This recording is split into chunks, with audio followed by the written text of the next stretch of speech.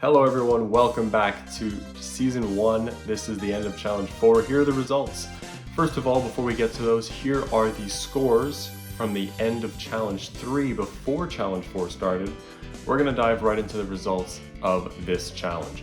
Now, of course, the rules were you had to have a golf ball experience as much displacement as possible between strokes before getting into the hole in 5 strokes or fewer. And the sum of the displacements of each stroke would be your final score. So what I'm going to be showing you on screen is not only the running total of distance that the golf ball has traveled between strokes, but also the distance on each stroke. I'm also going to be talking over some parts of some submissions to further explain why the score is being updated the way that it is. Alright, so of course, starting with my submission, remember, I always intentionally placed last after all of the people who submitted, but ahead of anybody who didn't submit. So my final score was 171.23 yards. Take a look.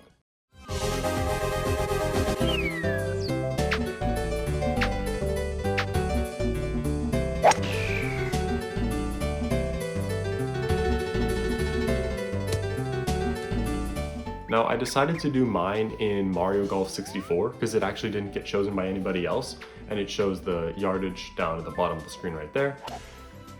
And I actually chose a par 3 hole because I wanted to keep it simple, I wanted to keep it short, I didn't want to accidentally beat anybody.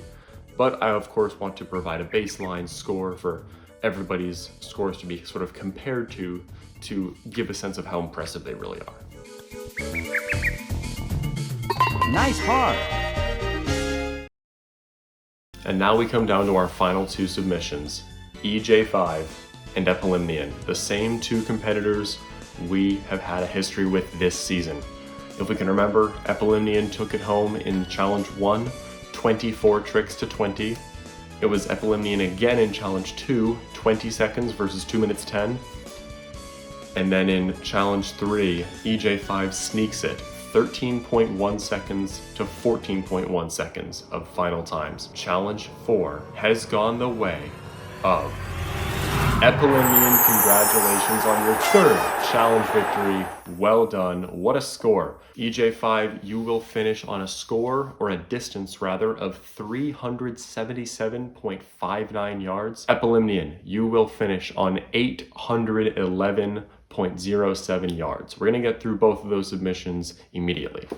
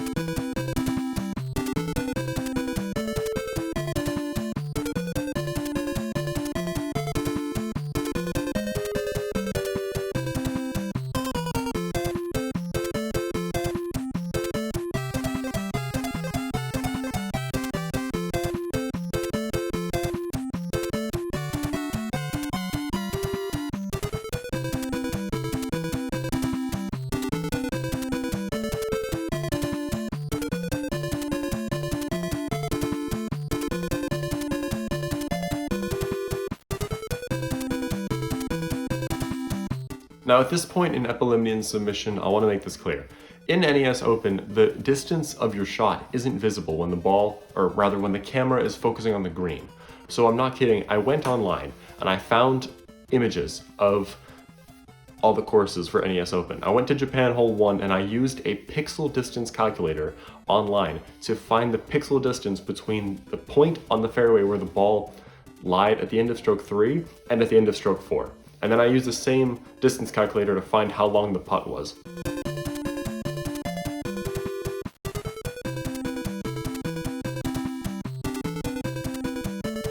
And that will just about do it for Challenge 4 of the very first season of the Gaming Parallel Universe. Thank you for watching. A couple of things, I have a capture card now so I can make better videos for you guys on Switch. And also, I'm going to be revisiting challenges 2 through 4, so I can go back through those challenges, talk about them the same way I did with challenge 1. And also, I'm going to be trying them myself. I'm going to be trying those challenges myself to go back and see just what I can do on them and if I can beat your scores. Just for fun, just to see. And then you can beat my scores back and we can keep going back and forth forever. Thank you for watching. We'll see you guys soon.